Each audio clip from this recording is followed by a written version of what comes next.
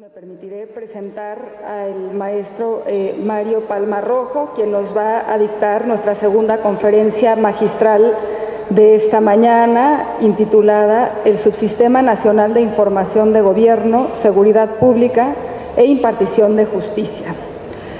Mario Palma ocupa actualmente una de las 4 vicepresidencias de la Junta de Gobierno del Instituto Nacional de Estadística y Geografía, INEGI, y es responsable del Subsistema Nacional de Información de Gobierno, Seguridad Pública y Justicia, cargo que desempeña desde octubre de 2008. Ha ocupado diversos cargos a lo largo de sus más de 18 años de carrera en el INEGI, como subdirector de Normatividad y Servicios Técnicos, coordinador ejecutivo y coordinador administrativo. Fue subsecretario de Innovación y Calidad de la Secretaría de Turismo y subsecretario de Desarrollo Regional de la Secretaría de Desarrollo Social. Asimismo, se desempeñó como oficial mayor en las Secretarías de Economía y de Turismo. Mario Palma estudió la licenciatura en Derecho en la Universidad Nacional Autónoma de México, donde también fue profesor de Derecho Internacional Público y tiene una maestría en Derecho y Política Internacional por la London School of Economics and Political Science de la Universidad de Londres. Ha participado en numerosos foros internacionales y ha recibido las medallas Henry Willem Medhurst y Adolf Kettelet, que otorga el Instituto Nacional de Estadística, ISI, con sede en La Haya, en Holanda, por su contribución a la comunidad estadística internacional. En julio de 2015, fue nombrado presidente electo de la Asociación Internacional de Estadísticas Oficiales, IAOS por sus siglas en inglés, para el periodo 2015 a 2017, por lo que, conforme a los estatutos de la asociación, será presidente en funciones para el periodo 2017-2019. Es además un amigo importante de la Asociación Mexicana de Ciencias para el Desarrollo Regional de AMECIDER y les pido que le den la más cordial bienvenida.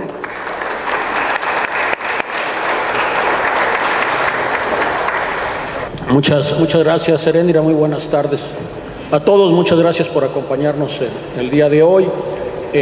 Muchas gracias a mi colega Heréndira de la London School of Economics, que somos medio club privado por ahí, pero sí nos apoyamos.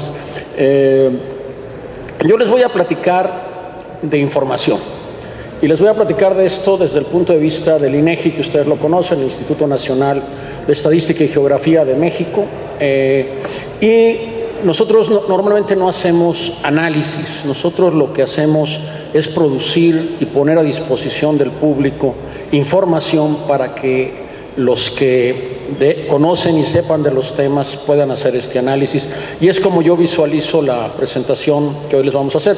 No les voy a presentar todo el INEGI, todo lo que hacemos en el INEGI, porque esto sería de nunca acabar el día de hoy, pero les voy a platicar de unos temas que no son muy comunes, pero me dio mucho gusto oír a Clemente mencionarlo en la conferencia anterior. Les voy a hablar de gobierno, seguridad pública e impartición de justicia. Estos temas, curiosamente, pues pueden sonar muy importantes, pero las oficinas de estadística en general les tienen mucho miedo.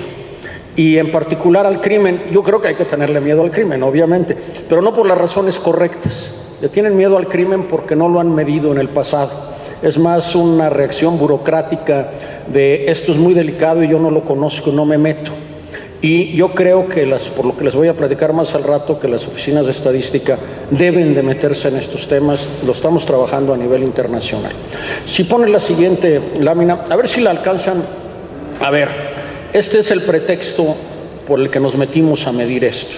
Esta es la historia reciente, desde el 95, tenemos más antes, de la evolución de la estadística de homicidios en México. Si ustedes alcanzan a ver, esta estadística fue bajando y un día, por aquí, 2007, 2008, se disparó. Esta es la parte que todos conocemos o que todos hemos oído. Hay varios puntos a mencionar aquí. Uno que no es obvio, pues había bajado. Fíjense qué interesante. Había bajado, aquí dice 17 por cada 100,000, realmente había bajado de 19 a 8, no es muy buena cifra, pero comparada con 20 y tantos no está tan mal, ¿verdad? Entonces hay alguna esperanza, o sea, México no está condenado a vivir de esto. No he visto todavía a una buena investigación científica de por qué bajó. Y de hecho yo no les voy a hablar de por qué bajó, yo les voy a hablar de por qué subió. Pero es interesante y no dejo de hacerlo cada vez que estoy con gente que puede estar haciendo tesis de doctorado. Bueno, piénsenle, es un buen tema. Pero ¿qué pasa aquí? Aquí hay algo más. Si ustedes se fijan por aquí, 2007, 2008, ok, hay un brinco, de pronto brinca de 8 a 13 en un año. El problema es que en 2008 nosotros no lo sabíamos, lo intuíamos. Nosotros pensábamos, por anécdotas, por el periódico, que estaba pasando algo, que estaba aumentando algo, pero no teníamos los números. ¿Por qué? Y esta es la estadística más fácil de medir en crimen. ¿Por qué? Porque, bueno, teníamos una relativa, pero estos datos los teníamos 2 años después del año que estábamos analizando. Entonces ahora los tenemos 6 meses después y vamos a tenerlos trimestrales en pocos días. Entonces, esta les digo es la estadística a lo mejor más fácil de medir. Otras simplemente no las teníamos. El INEGI se vuelve autónomo aquí, en 2008. Entonces, una de las primeras preocupaciones es, pues si se supone, si gustas pasarlo al siguiente, si se supone que estamos para medir fenómenos sociales importantes, pues yo creo que el fenómeno social del crimen es importante, pues no lo estábamos midiendo. Y no solo no lo estábamos midiendo, la mayor parte de las estadísticas, de las oficinas de estadística, como les decía hace rato, en el mundo no lo miden, no les da miedo. Entonces, aquí es donde empezamos ahora. Pues como les decía, nosotros debemos de medir lo relevante. Y curiosamente tenemos la experiencia técnica, la infraestructura, el mandato legal. Si la oficina de estadística no mide, ¿quién mide? Es una buena pregunta. Bueno, normalmente miden los mismos que están encargados de combatir el crimen. Hay un conflicto de interés natural. No necesariamente tiene que ser malo, no. Simplemente ellos no son ni expertos, ni tienen la infraestructura. Están dedicados a otra cosa, que es combatir el crimen. Su primera prioridad no es tener buenas estadísticas. A veces tampoco les gusta tener buenas estadísticas. ¿Por qué? Porque no les va muy bien a la hora de los resultados. Entonces, esto nos lleva a que las oficinas de estadística sí tienen una misión interesante, algo que decir en este tema. Ahora, esta información, ¿para qué sirve? Para un ejercicio teórico, filosófico, matemático, pues sería muy interesante, sería hueco. Esto debe de servir para políticas públicas. Y políticas públicas, cuando uno la menciona, normalmente pensamos en funcionarios públicos implementando políticas públicas correctamente, pero no son los únicos. Las políticas públicas también hay que evaluarlas. Y la evaluación la pueden hacer académicos, ONGs, cualquier ciudadano. Y también puedes hacer promociones, porque alguien enterado puede decir, oigan, esta política pública está mal, hay que cambiarla. Pero para eso necesito datos. Y esa es la diferencia entre tener buena información o no tenerla. La información, creo que no discutiríamos mucho, que es crucial, no ha sido prioritaria, es muy complicada, es multidimensional. Ustedes no van a encontrar un instrumento estadístico que les resuelva este problema. O sea, no hay una estadística que por sí sola no lo resuelva, pero prácticamente todas las que les voy a mostrar ahora son indispensables, pero no son suficientes por sí solas. Y se requiere una medición obviamente adecuada. Si gustas. Ya se los había mencionado, en 2008 el INEGI se convierte en un instituto autónomo. Es algo interesante porque nada más Brasil y México tienen juntos estadística y geografía. Eso es algo que no es común. Lo tenemos desde que se creó el INEGI como INEGI. Pero como órgano autónomo escrito en una constitución somos los únicos. No somos los únicos autónomos en el mundo. En Inglaterra y en Noruega son órganos autónomos y lo hacen con otro modo jurídico de hacerlo. El director de la oficina estadística no depende del Parlamento, depende del rey o de la reina. Son nombrados directamente, en el caso de Inglaterra por la reina, en el caso de Noruega por el rey. No dependen del Parlamento, no dependen de los partidos políticos. Esto es importante también. Bueno, a nosotros nos dieron, y esto es interesante también, autonomía, y somos productores de información, hay cosas que hacemos directos, pero también somos coordinadores de información, coordinadores del trabajo de otros, porque hay algunas estadísticas, las de homicidios, que yo no la puedo producir directamente. La van a producir cada uno de los estados a través de un certificado que firman los doctores y que pasa por el Ministerio Público y que me lo tienen que dar a mí. Sí, pero como yo soy el coordinador, puedo decirles cómo y puedo estar encima de ellos. Y aparte, por ley, están obligados a dármelo. Eso también es importante. Y si nosotros declaramos información de interés nacional, un tipo de información, por ley se vuelve obligatoria para todas las autoridades de todos los niveles de México. Es la verdad oficial. Esto también es interesante. O sea, si nosotros decimos que la inflación es tal, no puede salir otra autoridad a decir que no es cierto. Si nosotros decimos que el crimen tiene tal nivel, oficialmente ese es el nivel. No puede salir otra autoridad y decir, no, no es cierto, es mucho más bajo. Ah, bueno, pues qué bueno que lo digas, pero la autoridad legal la tiene el INEGI. Esto es una de las consecuencias de esa autonomía que se vuelve muy interesante a la hora de producir información, sobre todo información sensible, como es esta que les estoy platicando. Si gustas pasarlo. Tenemos un sistema, que es un sistema de información, que es donde está toda la información, y tradicionalmente las oficinas de estadística tienen estos dos, el social y demográfico y el económico.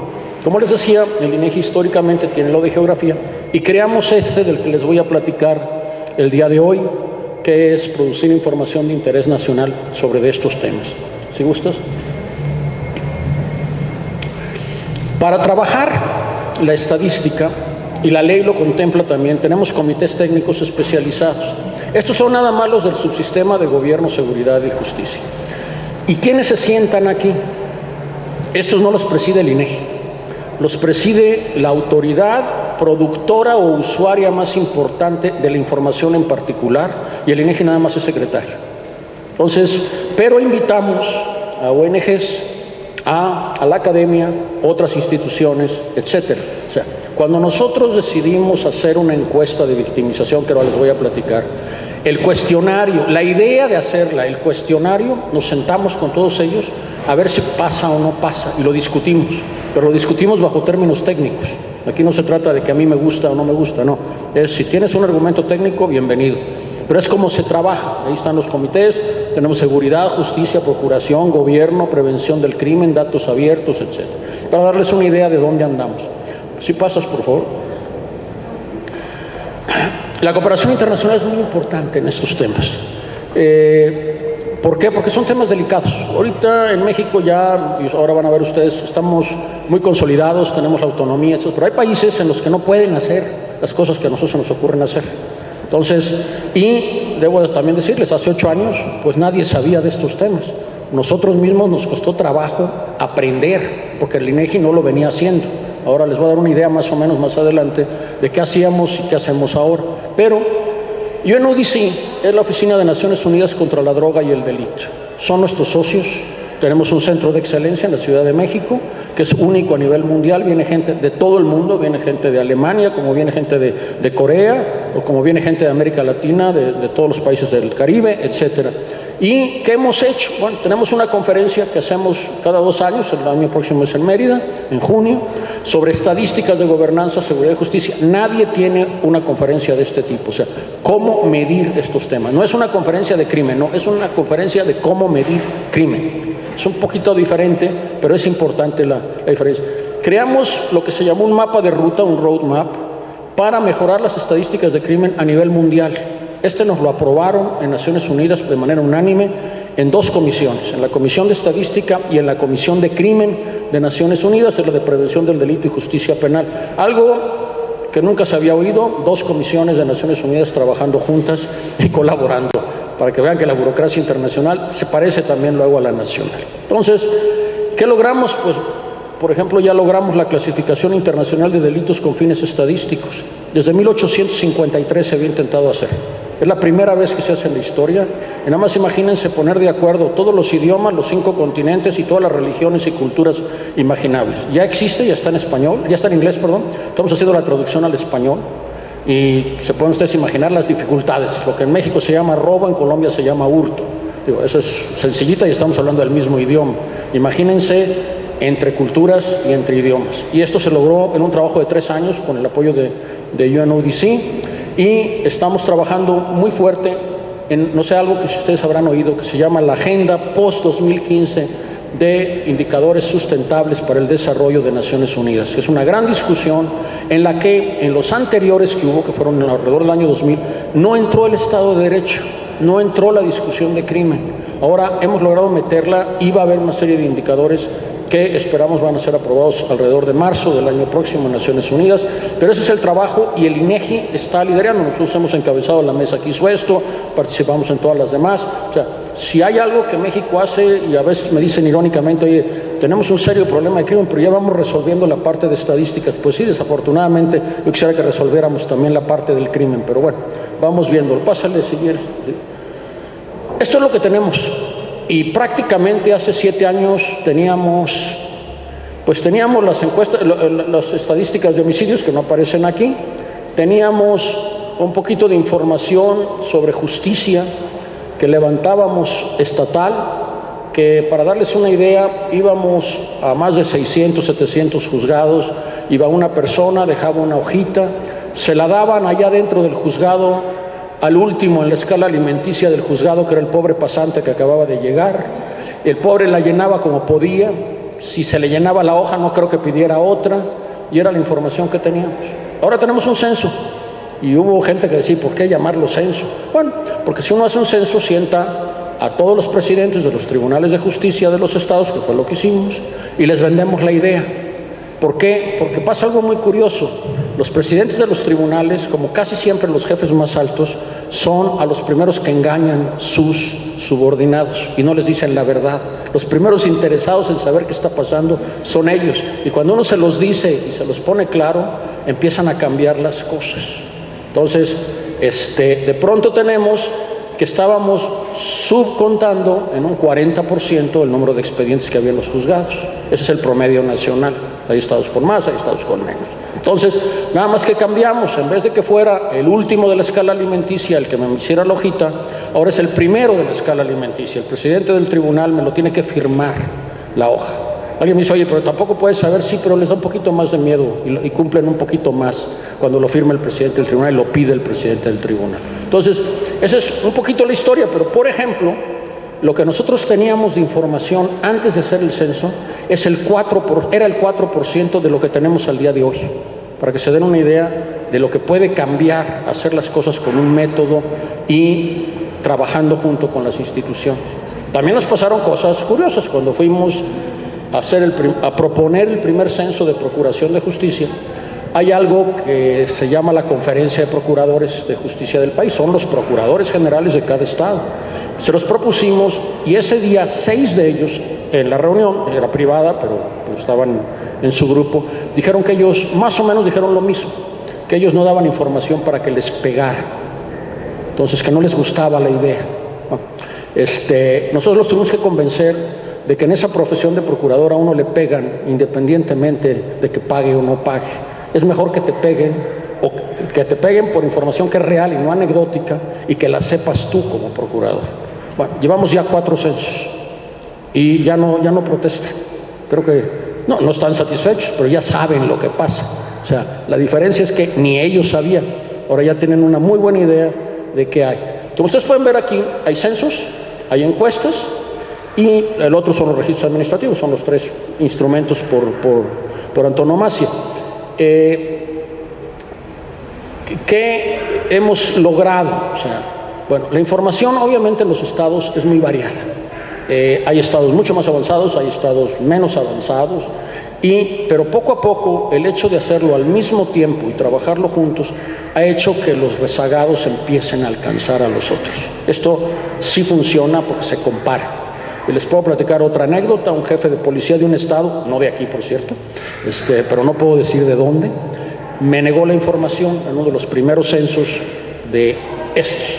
Me negó la información de seguridad pública y dijo que no nos la daba porque el artículo, no me acuerdo qué número, de una ley local le prohibía dar información de seguridad pública. Entonces leímos el artículo y leímos la ley, no hablaba de eso, no hablaba de otra cosa, fue un pretexto, pero no tenía ni siquiera que ver, ni relacionar. Entonces la gente me dice, ¿y qué hacemos? Era el primer censo. Pues muy sencillo, vamos a recopilar y esperar que los otros 31 sí me la manden. Y sí la mandaron. Pues cuando ya tuvimos la de los 31 le volvimos a hablar. Pues mire mi general retirado, tenemos una interesante situación aquí. Ya tenemos la información de 31 entidades y la vamos a publicar, pero lo vamos a poner a usted también.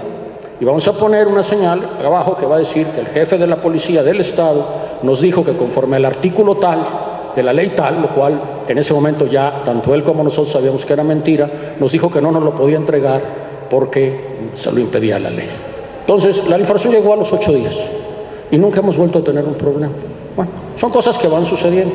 Al principio había estados que no me podían dar por género los presos, los procesados. O sea, no sabían cuántos eran mujeres y cuántos eran hombres. O sea, de ese nivel. Hemos avanzado notablemente. Pero bueno, eso es para que ustedes lo vayan. Ahora, toda esta información es, y perdón por el sector humildad no se nos da muy fuerte en el INEGI, es la más extensa de cualquier país del mundo. La calidad no voy a opinar, pero nadie tiene más que nosotros en este momento con esto, pero va en razón de una necesidad y va en razón del otro que les decía. Esto es muy complicado. Para tener la información bien necesitamos tener todo. Aquí no es de que unas sí y otras no. Pues sí, si no tienes algunas van a ser incompletas. Esa es la realidad del asunto. Y lo vamos a ir viendo conforme vayamos viendo ya casos más concretos. Ya les platiqué de los censos más o menos. Tenemos uno de municipios, que es muy importante. Todos los demás son anuales, el de municipios cada 2 años, porque vamos a cada municipio.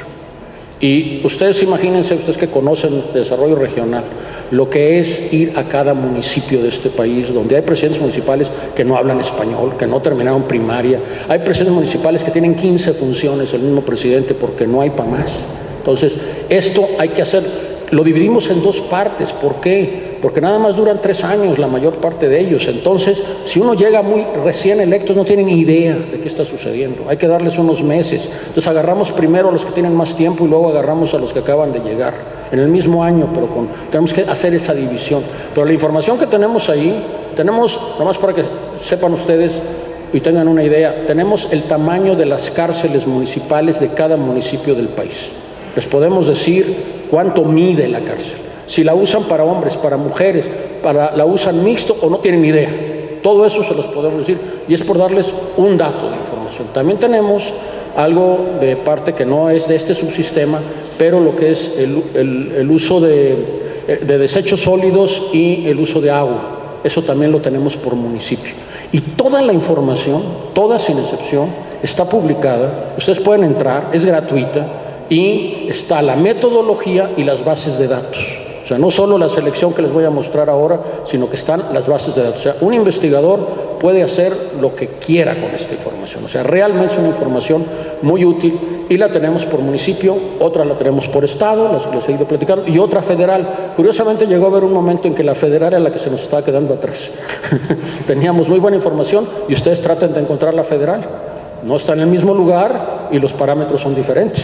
Entonces, sí se necesita un censo, a lo mejor nada más para ponernos de acuerdo en la terminología y el día de la publicación, y para que se pueda ir a un solo lugar a consultar. Entonces, esas son las virtudes de esto. Y luego tenemos una serie de encuestas que les voy a platicar sobre todo de la ENVIPE, que es la que está aquí abajo, que es una encuesta de victimización. Me gustaría hablar de más, pero no tendríamos tiempo. Esta es muy reciente, la acabamos de publicar el 30 de septiembre. Pero hay otras encuestas. Hay una encuesta de victimización de empresas, que esa va a preguntarle a la gente si ha sido víctima, pero a los empresarios. Esta, que les voy a platicar un poco más, vamos con los ciudadanos a los hogares y les preguntamos, oigan, usted fue víctima de un crimen. Y tenemos esta que es muy importante, encuesta nacional sobre la dinámica de las relaciones en los hogares. Esta es la violencia familiar, sobre todo violencia contra mujeres. No exclusiva, pero mayoritariamente. También hay por ahí un 18% de hombres que son víctimas, pero bueno, digamos son una minoría no muy reconocida. Entonces, tenemos la encuesta de seguridad pública, que esta es de opinión, que la sacamos cada trimestre, y la encuesta nacional de calidad de impacto gubernamental. Esa encuesta, hemos descubierto, es la mejor para medir la corrupción. La corrupción no es fácil de medir. ¿Por qué? Porque el ciudadano, ustedes le preguntan si participó en un acto de corrupción y le estamos diciendo que es cómplice. Hay que ponerle que es víctima, que es un poquito diferente. Y lo hemos preguntado en varias encuestas donde mejor nos contestan. Preguntamos 2 cosas, preguntamos percepción y preguntamos eventos en que si sufrió la victimización. Sí hay una importancia muy fuerte, porque percepción es mucho más alto y baja a la hora de victimización, baja entre comillas, es decir, el 12% de la población que ha hecho algún trámite ha sufrido le han pedido una mordida o algún tipo de soborno, que es altísimo, equivaldría al delito más grande del país, con los otros que les voy a mostrar a ustedes, pero no es el 50% que la gente le dice que hay corrupción en cada lugar, que eso sería a niveles a lo mejor nigerianos, en que ustedes llegan al aeropuerto y no se acaban de bajar, todavía no llegan a una oficina y ya les están pidiendo dinero. Bueno, no estamos en ese caso, pero tampoco es para soltar a triunfo los comentarios, ¿no? Y tenemos, hay una encuesta de cohesión social para la prevención de la violencia, que también les voy a mostrar un par de láminas más adelante. Si gustas pasarlo. Bueno, la encuesta de victimización y percepción de la seguridad pública, o sea, mide ambas cosas. Esta encuesta es anual, es probabilística, y esto es muy importante, porque las casas se escogen probabilísticamente y la gente que contesta adentro se escoge probabilísticamente. O sea, no es que la persona que me abre la puerta es la que yo voy a dar por ver, no, tengo que encontrar a la persona.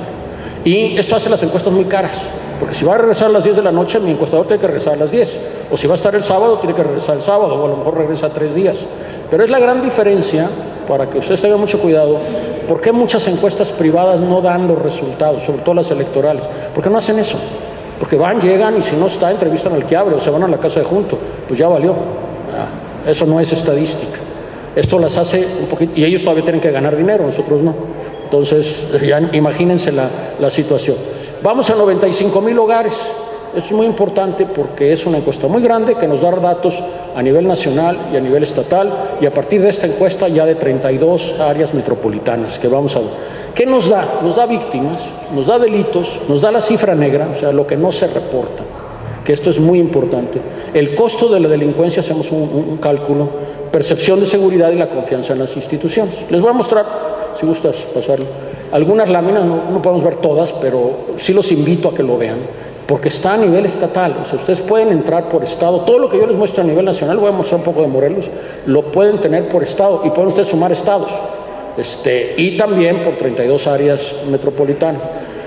Pues la prevalencia delictiva, que es el número de víctimas, estamos hablando de 22.8 millones, estamos hablando de gente de 18 años o más, lo cual representa una tasa, ahí la tienen ustedes, y ese es el histórico, que realmente empezamos altos aquí, y luego se había mantenido, pero ya, aquí se había mantenido, aquí hay un brinco.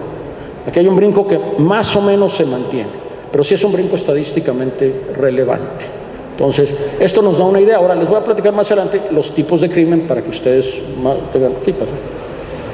Lo tenemos por estados, como les decía. Entonces, aquí está víctimas 2013, víctimas 2014. Es más o menos aproximado, porque también recuérdense que hay un aumento de población de un año al otro. Puse Morelos allí, que curiosamente pues, está un poquito arriba del promedio nacional, pero el promedio nacional es muy alto, ¿no? No es una cosa, pero hay estados que tienen mucho más, pero también hay que cuidar mucho el análisis. ¿Por qué? Y esto siempre es un problema muchas veces con los amigos de la prensa, porque me dicen, bueno, ¿me puedes hacer un ranking de qué estado es el peor de la República? Bueno, si ustedes me preguntan, pues Aguascalientes a lo mejor no le va muy bien, pero en Aguascalientes prácticamente todo el crimen es robo de autopartes, porque en Aguascalientes se roban las baterías de los coches, porque hay un clúster que recicla cobre y plomo y no sé qué otras cosas. Entonces es increíble, pero cuando usted le preguntan a la gente de Aguascalientes, ¿se siente inseguro? Bajísimo, ahora lo vamos a ver más adelante. No me siento seguro, aquí no matan a nadie, aquí no, bueno, sí matan a uno que otro, pero no hay tanto, y secuestros tampoco. Entonces, estas cifras hay que analizarlas con mucho cuidado. Hay estados en que la gente nos va a decir que es la misma gente que estamos entrevistando. Estoy muerto de miedo, pero no me han robado. Sí, pero ha habido 5 descabezados en la esquina. Entonces hay una guerra de narcos, pero a lo mejor controlan el crimen de abajo. O a lo mejor acaba de entrar el gobierno federal y ya se descompuso el asunto de abajo, aunque bajaron los asesinatos arriba. O sea, esto es un asunto que se tiene que analizar con mucha frialdad y con mucho cuidado. Si lo pasas, por favor. Incidencia, prevalencia es el número de víctimas, incidencia es el número de delitos. Incidencia siempre es más alto. Uno es víctima, algunas son víctimas más de una vez de un delito. Entonces, aquí es donde es importante analizar los delitos, los tipos de delito. El primero, y es el delito que más afecta en volumen en México, este es el delito que realmente afecta a todos los niveles, que es robo o asalto en la calle o en transporte público. ¿Y por qué? No solo es por lo que le quiten a uno, sino porque es traumático. Normalmente 50% de los casos es con arma. Entonces, eso es lo que le sucede a la persona que sale a la calle, a su trabajo y lo asalta. Si ustedes están en la zona conurbada del Distrito Federal, esto es altísimo.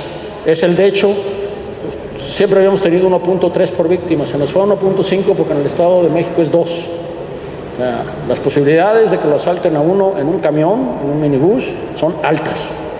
No es tan raro.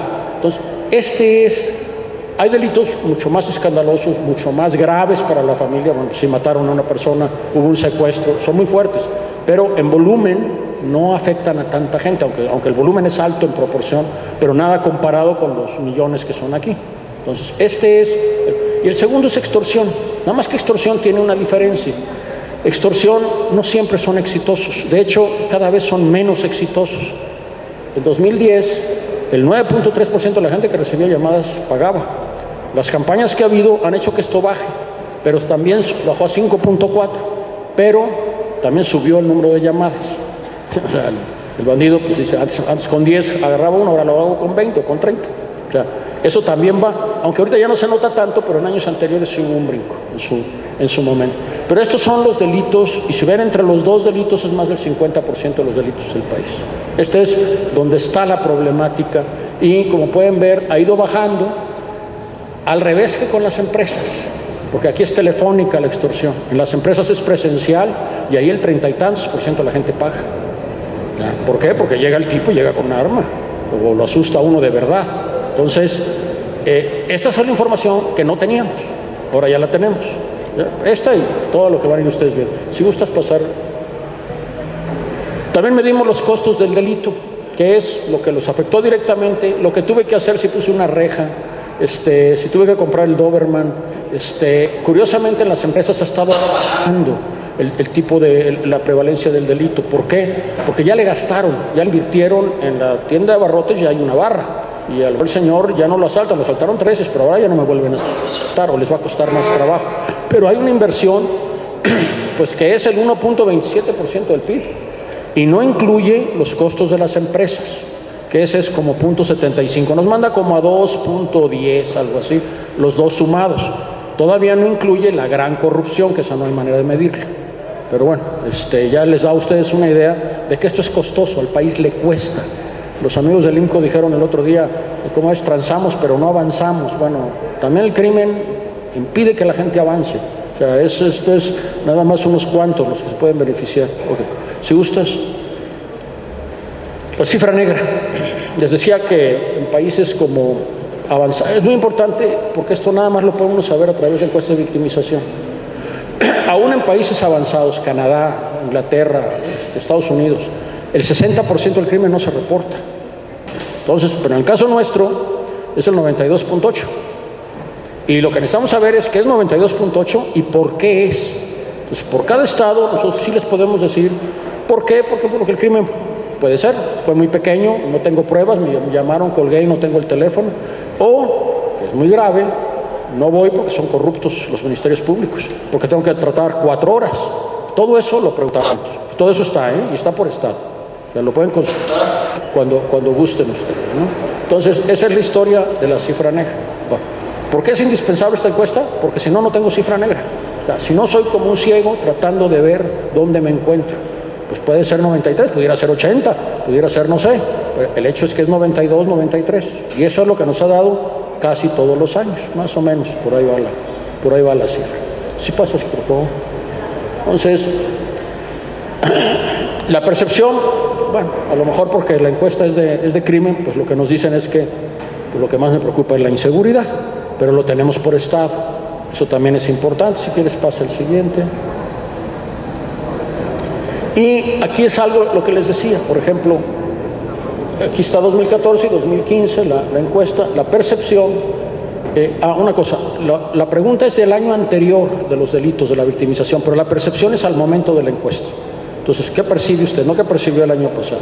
Entonces, por ejemplo, si ustedes ven, pues percibe inseguro Aguascalientes. Es bajito, aunque no les había ido tan mal, aunque les ha ido mal aparentemente en el número de crimen, porque es el tipo de crimen.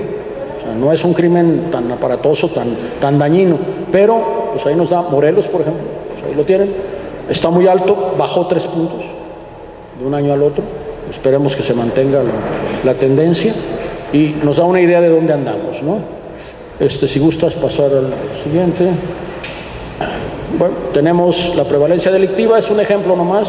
Se pueden consultar Morelos como pueden consultar cualquier estado de la República.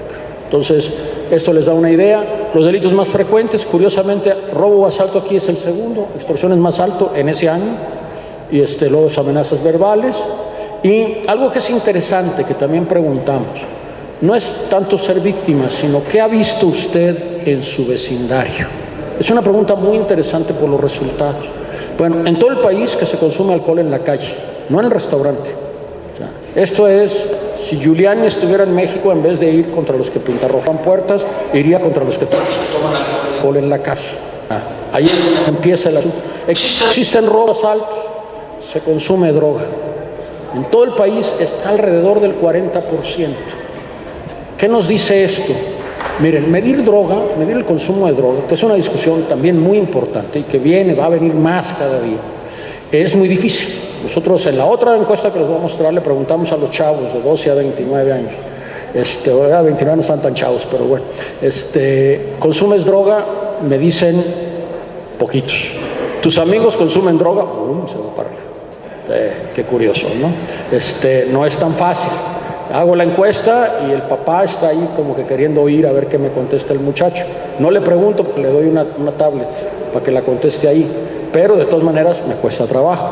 Pero si le pregunto a la población, me dice que en su vecindario, o sea, en el parquecito de 3 cuadras de mi casa, he visto chavos tronándosela, y es el 40%. Entonces, no puede ser el 2-3% que manejan algunas encuestas oficiales, no nuestras obviamente, que dicen que no hay un problema a discutir de drogas en México porque no hay consumo de drogas en México. Perdón, pero sí hay consumo. O sea, no tenemos la cifra exacta todavía, pero de que hay y que se necesita la discusión, sin duda se necesita. Entonces, esto les da también algunas ideas. También tenemos zonas metropolitanas, entonces de pronto pues tenemos, también lo pueden ver por Cuernavaca y los municipios que están ahí. Eso sí, yo no creo que los alcancen a ver, pero es Zapata, Jiutepec, Temisco, Tepoztlán, Jositepec y Yautepec. Entonces tenemos también la información de los delitos más frecuentes, que ahí sí es robo o asalto en la calle, en esta zona, y se consume alcohol en la calle, que 60 y algo está más o menos con los demás. El de droga curiosamente salió como en 39.5, pero bueno, ahí anda. Esto les da una idea. Si pasas al siguiente, estos son percepción de inseguridad en el transporte público, es el peor lugar, y el cajero automático en la vía pública. Y actividades que uno ha dejado de hacer, usar joyas, permitir que sus hijos salgan a jugar, cosas de ese tipo que se están perdiendo. O sea, aún en una ciudad de provincia como sería el caso de acá, ¿no? Si gustas. Luego tenemos el grado de confianza, nomás bueno, sí le tengo más confianza a mis parientes o familiares, aunque no al 100, ¿eh? También hay que tener aquí, algunos los conocen bien. Este está al revés, es donde hay menos grado de desconfianza, los que están mejor, Marina y el Ejército. Y se ha mantenido la Marina, pero sí ya se ve un del Ejército. De las supercifras buenas de hace 3-4 años empiezan a deteriorarse. Entonces, si gustas pasar. Los censos ya se los platiqué hace un rato. Tenemos temas transversales. Nosotros, cuando a la Secretaría de Hacienda nosotros les dijimos cuánta gente había contratado en los gobiernos de los estados, no lo podían creer, ellos no tenían la cifra. O sea, y esas son cifras que nos dan los gobiernos de los estados. Entonces ya les pudimos dar la cifra de empleados de los gobiernos municipios. De los estados y de los municipios, que esa la tenían menos. Entonces, esa hora hay que sumarla al gobierno federal, que nos da una idea de lo que es el de lo que es el paciente, en el mismo lugar. Tenemos el número de computadoras por oficina y sabemos cuántas mujeres trabajan en qué oficinas, porque esto también es importante. Usted no se lo imagina, a lo mejor sí se lo imaginan. El único lugar que hemos encontrado donde hay más mujeres que hombres laborando son los sistemas judiciales estatales. Es interesantísimo. Tenemos el número de computadoras por cada número en proporción al número de empleados. Son trabajos que se pueden checar, tienen una utilidad. O sea, es una información que no teníamos antes. Y como les decía, tenemos servicio de agua, manejo de residuos y procuración y todo lo demás que se pueda animar. Marco regulatorio, nos estamos metiendo mucho. O sea, sabemos por estado en qué estados ustedes pueden hacer los trámites por internet o no. Y hay estados que se han retrasado, que estaban mejor hace unos años y ahora no están tan bien. Eso es también interesante. Bueno, en fin, si pasas, bueno, observaciones finales, pues no hay duda, ¿no? Es un tema muy complejo y no solo estoy hablando de crimen, porque gobierno es mucho más que crimen y justicia también es mucho más que crimen. Estos datos tenemos un serio problema porque yo cada vez que hago una conferencia pasan unos meses y tengo que cambiarlo. La última vez, estos son datos de marzo de una conferencia que me tocó dar en London School of Economics. Pues sí había disminuido el número de homicidios, ya no está disminuyendo. No está aumentando grandes cantidades, pero tiende a repuntar poquito, pero está repuntando. Y posiblemente sí hay una disminución de secuestro de alto impacto, pero en secuestro express está altísimo.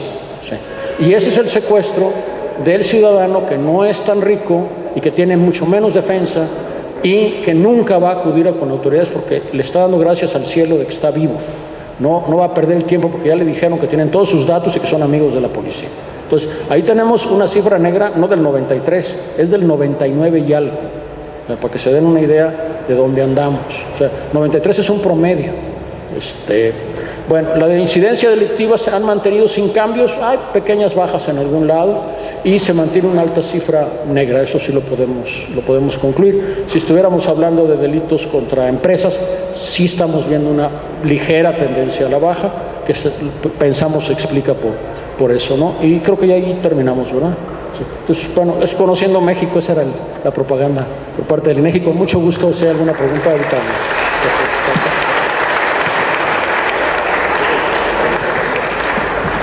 Agradecemos mucho al maestro Mario Palma por su intervención magistral.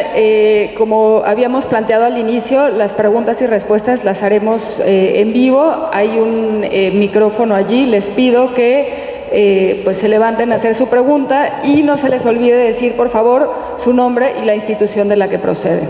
Gracias. Buenas tardes. Carlos Bustamante, del Instituto de Investigaciones Económicas de la UNAM. Felicidades por tu conferencia, Mario, realmente muy ilustrativa. Solamente me quedó, tal vez lo presentaste, pero me quedó un poco diluido. ¿Cuál sería el porcentaje del número de detenidos, digamos, de delincuentes detenidos en relación con los procesados? Es una información que casi siempre la diluyen los... Sí la tenemos. Sí. No te la sabía. Sí la tenemos, pero no me la sé de memoria, ¿para qué te digo? Pero sí es muy importante. O sea, ¿qué pasó con ellos y a dónde llegaron? ¿No? Es una información un poco más lenta, porque dependes del registro administrativo. Desgraciadamente no puedes entrevistar al detenido que se fue, pues ya está difícil, ¿no? Y sí tenemos un problema serio en información. Estamos trabajando qué pasa con la persona que entró al proceso. El CIDI ha hecho buenas cosas en población carcelaria y te platican unas anécdotas que te da miedo. Lo han hecho en Centroamérica y en México. Que tienen que pedir permiso al capo para entrar, al de adentro, porque si no, no salen. El otro sí les abre la puerta para que entren, pero no hay garantía de que salgas. Hay entrevistas y se está avanzando. Nosotros estamos trabajando con ellos. Ellos son más expertos que nosotros en eso, y hay que reconocerlo. Bueno, cada quien debe ir con el mejor, digamos, en el área, ¿no? Nos faltan cosas, por ejemplo, en países muy avanzados, Suecia, que tienen la dirección de los delincuentes y te la tienen georreferenciada, y te la tienen georreferenciada con el lugar del crimen. Entonces, ellos ya tienen estudiado que no asaltan en el mismo lugar de donde son originarios, pero sí se trasladan a un lugar donde tienen vías de comunicación de ida y de vuelta, por ejemplo. Entonces, tú puedes hacer un análisis, claro, tienen mucho menos crimen que nosotros, entonces puedes hacer un análisis de cómo combatir y prevenir el crimen, o dónde estar preparados. Eso es una maravilla. Y el otro tema que también es muy importante, que no hemos logrado, y me gustaría lograrlo, lo estamos intentando desde hace tiempo, es lo de georreferenciar. En Estados Unidos tienen, hagan de cuenta, una ciudad X, Houston, le ponen a uno una lámina grande y le está la ciudad de Houston, y luego le ponen número de robo de autos y lugar donde fue del año anterior. Son como 25,000. Entonces, de pronto la lámina, imagínense que se hace negra. Entonces, no me sirve tampoco. Pero ya ellos sí saben dónde sucedió y la hora. Entonces, lo siguiente que hacen, con unos software especiales, hacen rombos y círculos de dónde sucede más la incidencia. Y lo siguiente que hacen, mandan a la patrulla y los agarran. O baja el crimen. O sea, y eso ha funcionado en muchísimos lugares de Estados Unidos. ¿Por qué no lo podemos hacer acá? Nosotros la tecnología la tenemos, y eso es de esas ironías de la vida. La tecnología es lo más fácil. El problema es que no puedo encontrar un estado en que la policía me ponga la X del lugar del crimen en español correcto, me diga la hora y me diga de qué se trató. Con eso nosotros lo georreferenciaríamos en horas de todo el país, pero no tenemos a ningún estado que lo pueda hacer hoy. Entonces, esos son los detalles de la cosa más sofisticada de cómo lo podríamos mejorar. Pero sí, y ese dato sí existe, ¿eh? Si quieres, nos ponemos en contacto y te lo hago llegar. Gracias. ¿Alguna otra pregunta? Sí, Adolfo Sánchez, de la UNAM. Sí, dos preguntas. Uno, el tema de la impunidad, que es uno de los grandes problemas en México, y no sé si han hecho algún análisis de correlación. Y el otro, la medición del PIB, hablan de 1.27 de efecto en el PIB, que a mí me parece bajo, sobre todo con otros estudios que ya se han hecho. Por ejemplo, Clemente Ruiz andaba estimando sobre 12-13%. Entonces, esa medición nacional, y si tienen datos estatales del impacto, como para ver la correlación entre crecimiento económico e inseguridad. La primera pregunta, perdón, ¿será? La impunidad. La impunidad, sí. Mira, de la impunidad no lo presenté, pero sí lo tenemos. O sea, ese dato de cifra negra que te lleva a que el 92%, bueno, también tenemos el análisis, y también está publicado, de esa diferencia del 7.2. O sea, ¿qué pasó con su tema? Entonces, porque ahí empiezan otras cosas. Pues una de las cosas, no pasó nada. Otra de las respuestas es, ¿cómo va? Está en trámite, bueno, está bien. Y es aproximadamente, estoy tratando de recordarlo de memoria, pero debe andar entre el 2% alrededor, un poquito arriba o un poquito abajo, de los que sí tuvieron, de que sí sucedió algo positivo para la víctima. O sea, recuperé mi dinero, lo castigaron, etcétera. O sea, es bajísimo. O sea, aún ese 92 se nos va a 98, por ahí anda más o menos, eso, para que tengan una idea. Ahora, la parte de tu segunda pregunta, que es la parte de cómo se podría correlacionar con el PIB, bueno, no, pero el costo también. El costo del delito nada más es el costo directo de víctimas, ¿eh? O sea, definitivamente el costo es más alto. Este es de costo directo de víctimas en hogares. Hay que sumarle costo directo de empresas víctimas de crimen. Sí incluye la corrupción que estos dos sufrieron, pero no incluye dos cosas. La gran corrupción, que esa es imposible de medir porque se les acusa de corruptos, no de tontos, decía don Luis Cabrera, y las empresas que cierran. En eso sí tenemos un aproximado. El problema es que la empresa que cierra ya no está para decírmelo, pero lo estamos sacando en el censo económico al preguntar a los vecinos por qué cerró. Bueno, en algunos casos sí nos dicen cerró porque lo vinieron a extorsionar y ya no aguantó y se fue. Ese no lo puedo medir bien, pero sí tengo una idea. Por ahí ya salió en el último censo algo. Ahora, el otro problema es los que no abrieron. O sea, ¿cómo voy a saber si alguien simplemente no le entró porque no quiero? O sea, o me fui a otro país. Eso está un poquito más. Pero todos esos son costos que sí nos faltan. O sea, definitivamente. Algunos yo creo que no los podremos medir, pero podemos tener alguna aproximación, ¿no? Pero son temas apasionantes. O sea, ¿cuánto nos está costando? Algo interesante, cohesión social, que tiene que ver.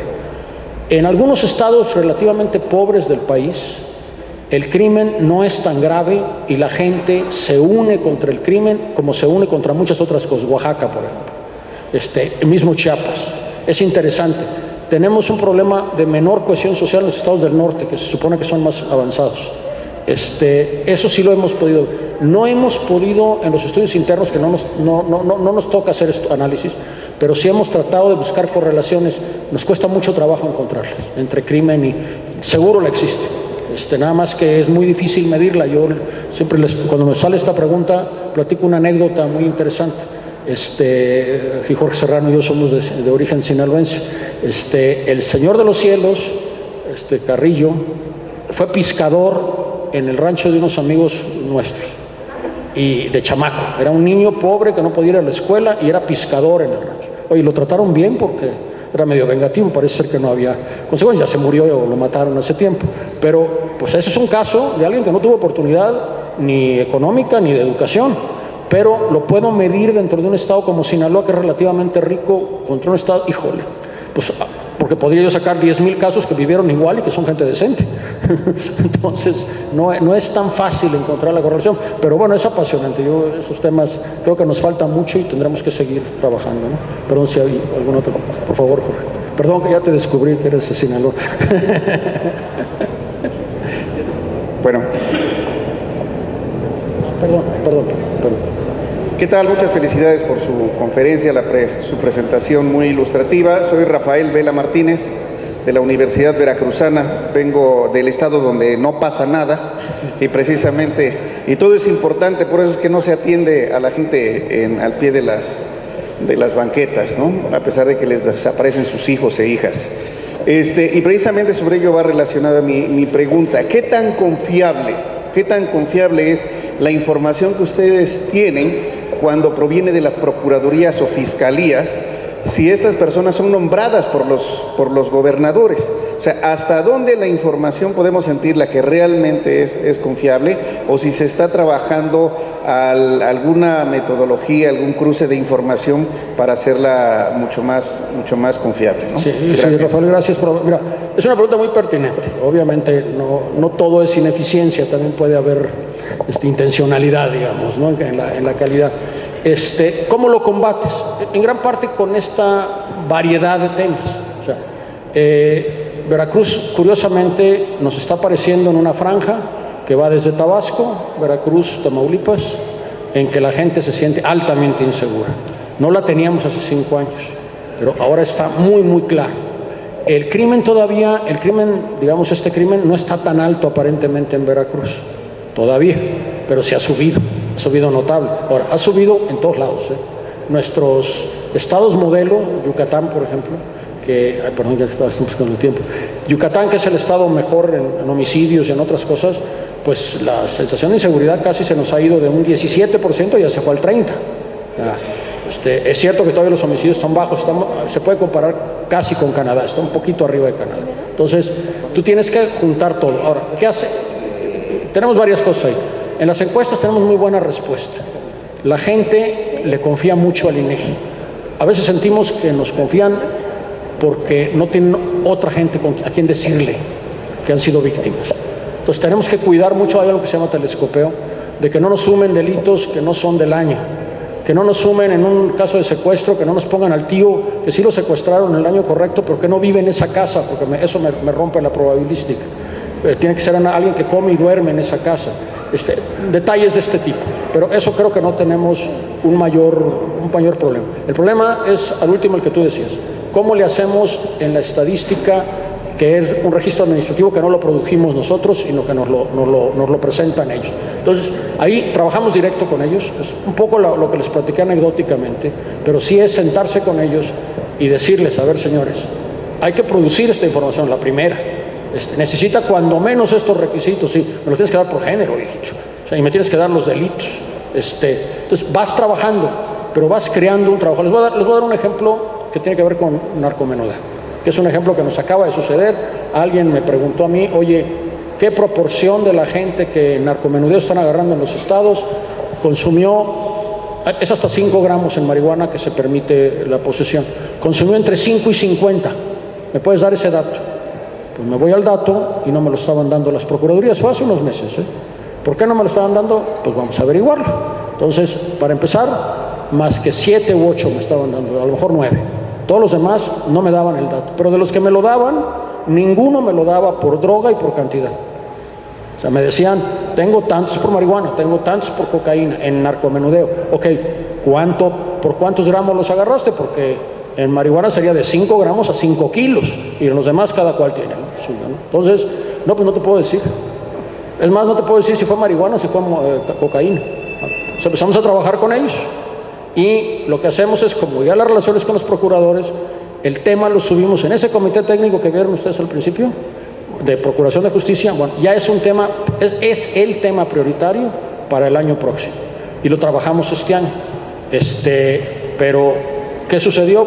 No puedo dar nombres, pero nos pasó con procuradores, que el procurador dice, pero ¿cómo no he proporcionado datos? Si yo sé, y a mí me han dado datos sobre esto, y me han dado X, un dato, 500 gentes, muy poquito para lo que debería ser el Estado que estábamos hablando. Ok, qué interesante, ¿y dónde está? Porque a mí no me lo reportaron. Entonces llaman al de abajo, y el de abajo, pues resulta que le dijo una cosa a su jefe y reportó otra, o no reportó. Entonces, pues es un trabajo muy lento, pero hay que hacerlo. O sea, nada más que ya estamos posicionados para hacerlo. O sea, ya 7 años trabajando sí te da, obviamente tienes el riesgo de que alguien te mienta, o sea, definitivamente, pero los estamos comparando y estamos encima de ellos. Entonces, ya les cuesta más trabajo. Y al final, yo pienso que lo que es más importante es que el procurador lo convenzamos nosotros, que el primer interesado en saber la verdad es él. Él. Ni siquiera el subprocurador ya te puede mentir. El señor procurador es el primer interesado, y él lo tiene que entender, porque si no, está ciegas. Y está haciendo un trabajo para que le peguen, a ver si le van a pegar, y no va a saber ni por qué le están pegando. ¿Por qué? Porque sus subordinados le están mintiendo. Entonces, ese es el trabajo. Nuestro primer aliado tiene que ser el jefe de la oficina, el procurador, el presidente del tribunal. Eso es lo que nosotros estamos trabajando. ¿Por qué? Porque ellos deberían ser los primeros interesados, si no, ¿para qué les sirven sus políticas? Ahora, ¿van a pensar que pueden sobrevivir 6 años y nadie se va a dar cuenta? Perdón, pero este país está muy abierto, ya cambiamos notablemente, esas cosas se notan, ¿no? Por eso tus comentarios locales. Muy apreciados, gracias. Tenemos 4 más. Jorge, Mónica, Rosa María, Lacaeli. Digo el orden porque así ya... Sí, gracias. Jorge Serrano, de Crimo UNAM.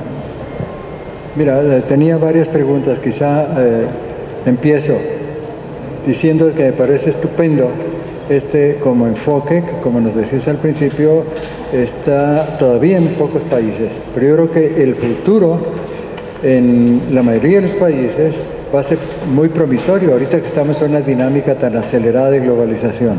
Por ahí tenía preguntas en relación con la conferencia anterior, pero las dejo para beneficio de los demás que intervienen. Ahorita lo que quiero preguntar es algo muy concreto en relación con esto. El hecho de que nuestra asociación esté trabajando en regiones de México y de que esta información puede serles para su propio trabajo muy útil, creo que tiene, a mi juicio, estoy percibiendo como 2 vertientes. Una, ya nos decías, quien quiera puede acceder a los materiales, bajarlos, trabajarlos, etcétera, ¿no? Pero la otra pregunta, que quizá tendría más que ver con el trabajo de especialistas en regiones, probablemente tiene que ver con, además de bajar la información, ¿hay algún mecanismo como para dialogar con quienes en el INEGI estén manejando esto e ir más allá del dato escueto de la información? Gracias. Sí, es importante la pregunta. Obviamente, como les decía, todo está disponible, se puede hacer muchas cosas. Pero tenemos 2 caminos. Tenemos un laboratorio de microdatos en el cual está abierto a investigadores. Tiene que venir con el respaldo de una universidad, y si es policíaco. Les quitamos el celular y la computadora y todo, pero pueden trabajar ahí adentro y pueden hacer maravillas con los microdatos. Eso es un laboratorio que tenemos, lo lleva Natalia Volkov, no sé si la conozcas, ella ha hecho muy buena labor en ese sentido. Ella es el punto de entrada.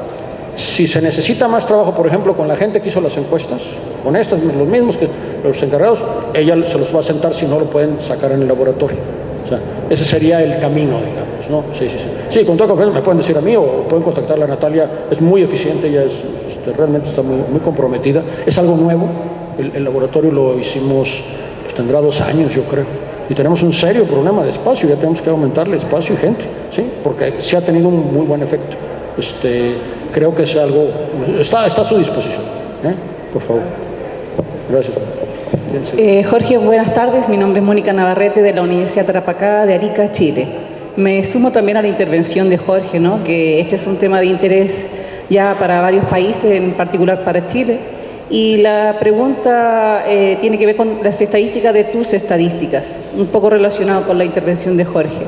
¿Tienes información de cuántas políticas públicas a partir del año 2008 han nacido para mejorar los procesos de control del crimen por parte de la estadística? Y luego, ¿tienes registro de número de descargas de información que tú procesas y transformas, pones a disposición del público para saber hacia dónde está la tendencia de investigación? Por cierto que trabajamos mucho con el Ministerio del Interior en Chile, que es los que hacen la encuesta de victimización. Siempre los hemos criticado, que lo debería hacer la Oficina Estadística, pero bueno, no todo el mundo lo tiene, pero en fin.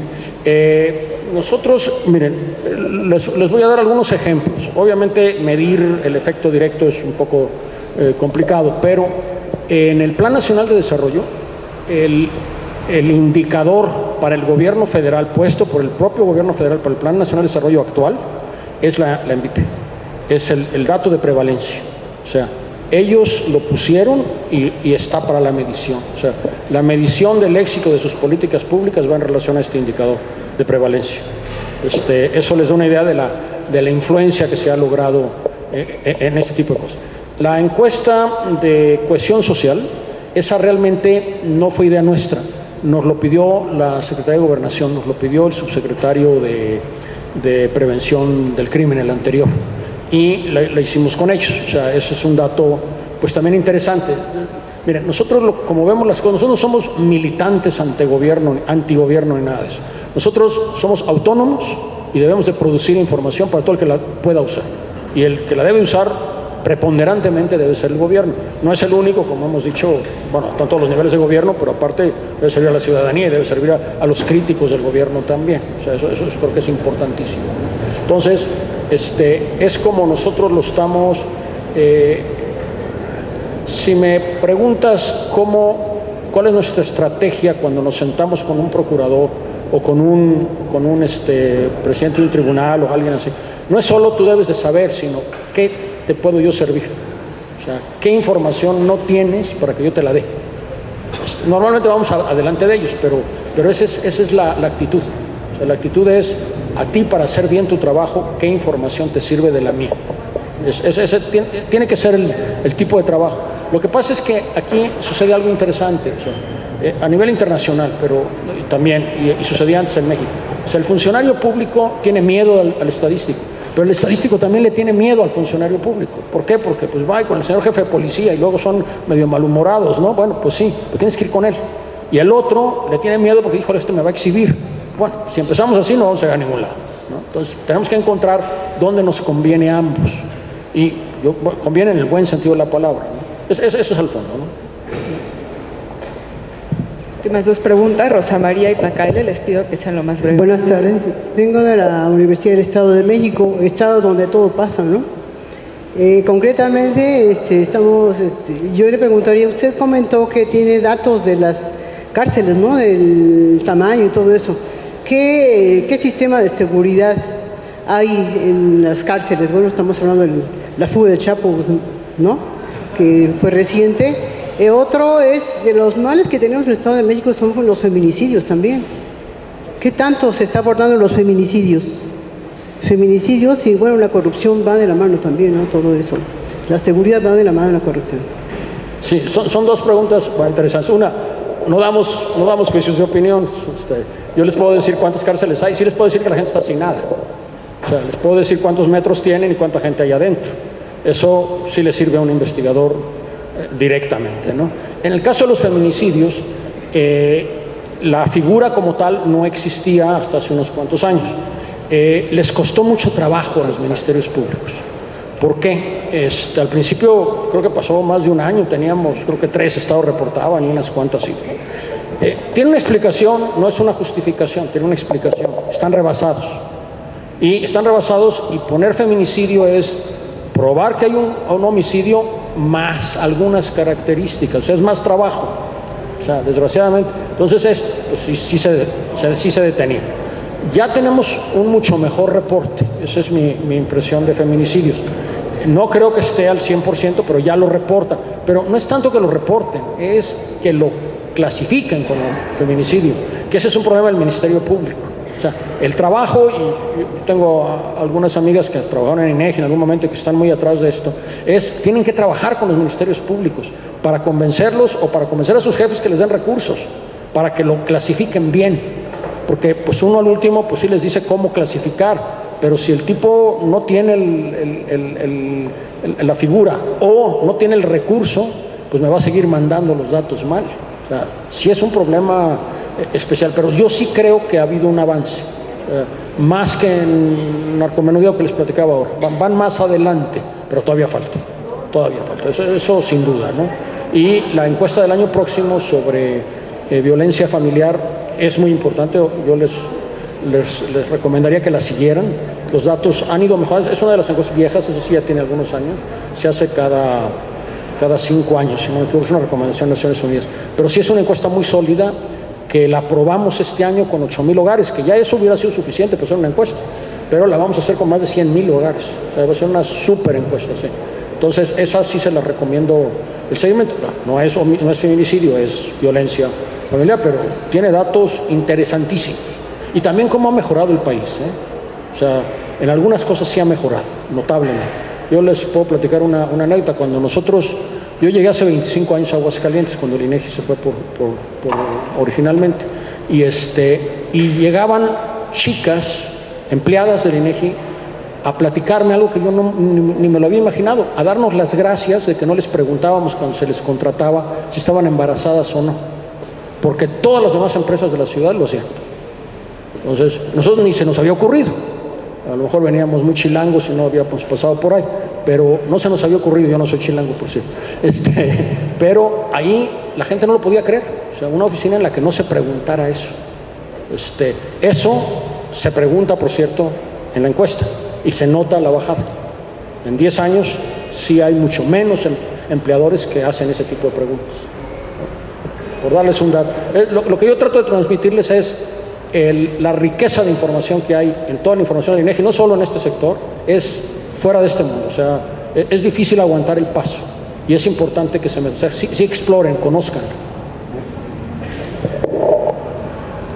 La pregunta es sobre si tienen algún proyecto o piensan sacar algún proyecto sobre naturaleza y consumo de drogas que sea comparable con, por ejemplo, el que saca la encuesta nacional de drogas de CONADIC, sobre el tipo de consumo, y si lo tienen, si piensan diferenciar la naturaleza de consumo, porque al momento de trabajar política de drogas es muy difícil o imposible diferenciar, porque CONADIC te pone en el mismo rubro a quien consumió una vez en su vida un tipo de droga contra quien es consumidor regular. Sí, mira, definitivamente estamos en el tema. El tema nos interesa. Con la nueva, no sé si vieron hace será 6 semanas, 8 semanas, hubo una reunión en la Secretaría de Salud, etcétera. Quedaron de invitarnos a participar en el levantamiento de la encuesta. No han llegado todavía, no nos han dicho, porque nosotros también ponemos condiciones. O sea, en la operación, en el levantamiento, nosotros tenemos que tener el total control, porque si no, simplemente no se puede levantar. Esperamos que sí vengan, hemos oído cosas buenas, pero no han llegado todavía. Ahora, sí es importante medirlo. Miren, esta conferencia que les platiqué de hace, que es cada 2 años, el año pasado trajimos a un señor que se llama Peter Reuter, no sé si hayan oído de él, de la Universidad de Maryland, que es probablemente el que más sabe, o uno de los que más sabe de políticas de legalización de drogas. Él vino y él encabezó uno de los paneles y trajo a otros 3 o 4 de primer nivel a discutir el tema. Él es uno de nuestros clientes, digamos, siempre lo traemos y cosas de estas. Porque el tema de drogas, lo primero que necesitas es información y luego cabeza fría, porque pareciera que los dos extremos se tocan demasiado. O sea, si lo que dice Peter es, tiene un libro que se llama Herejías de Política Pública, no sé si lo hayas leído, que habla de la discusión de la legalización. La discusión no es de que a mí me gusta o no me gusta, soy mocho o no soy mocho, o soy hippie reivindicado, que quiero reivindicar lo que no pasó hace 40 años. No es por ahí. O sea, el problema de drogas, las drogas son dañinas, pero la política es un fracaso. punto, la política mundial. Entonces, se tiene que discutir cuando una situación se presenta así, que es una situación, en inglés le dicen wicked problem, es un problema malévolo o perverso, o sea, es un problema que no tiene solución. ¿Y qué te da? Que los dos bandos tienen muy buenos argumentos, en los cuales no los vas a poder sacar nunca, si no quieren salirse. ¿Por qué? Porque siempre te van a dar un buen argumento. O sea, es malo para los hombres, sí es malo para la salud, afecta a las neuronas de los menores de 21 años, sin duda, okay, pero no funciona, los tienes tratando con el crimen. Entonces, ¿dónde nos ponemos de acuerdo? Okay. Entonces, tiene que ser un problema de política pública y de costos. Peter tiene 64 costos que enumera él, que van desde el tipo que desde el que maneja con drogas, pues, le tienes que subir la penalidad, o sea, tan sencillo, el que no le paga a su mujer el mantenimiento de los hijos, el que lo hace en el trabajo, bueno, pues todos son costos que hay que tener muy claros, cómo los vas a afrontar, por ejemplo, ¿no? Es una discusión. Segunda parte, y perdón por la propaganda, la London School of Economics tiene algo que se llama LSE Ideas, que está considerado el segundo think tank universitario más influyente del mundo, y ganaron el año pasado el premio al mejor estudio de cualquier think tank a nivel mundial sobre algo que se llama política de drogas. Lo hizo este cuate, ahorita me acuerdo del nombre, él lo presentó aquí en México, escribieron Alejandro Madrazo y alguien más del CIDE en ese libro, y él va a encabezar la mesa de nosotros en Mérida el año próximo, en el que queremos discutir algo que es muy importante. Los países o los estados de Estados Unidos que ya legalizaron, los 3 o 4, y los que legalizaron también la parte de medicina, y Uruguay y otros países, ¿qué estadística, y esto es muy importante, qué estadística tuvieron antes de la legalización y qué estadística tienen después? Porque eso tampoco es muy fácil tenerlo. O sea, se tuvieron que haber levantado una estadística previa para tener la siguiente, para ver qué está sucediendo, que no es solo que va a aumentar seguro, eso no es el problema es qué tanto aumenta y qué tanto se mantiene el aumento, y qué otros beneficios tiene. O sea, la discusión es compleja, no es una discusión, como les decía, de cómo andemos de emociones ese día, ¿no? Eso es una discusión seria que tiene que ser muy fría. Entonces, vamos a tener un panel sobre este tema que lo va a llevar este cuate, que se me olvidó su nombre, pero que están todos ustedes invitados para asistir. Espero que no nos tiren pedradas o tomates. Gracias. Bueno, pues muchísimas gracias. Les pido un fuerte aplauso para el maestro Mario Palma por una excelente presentación que nos ha dado de parte del Gobierno del Estado. Hay algunos presentes de parte de AMECIDE, también hay otros presentes. Y bueno, le agradecemos mucho.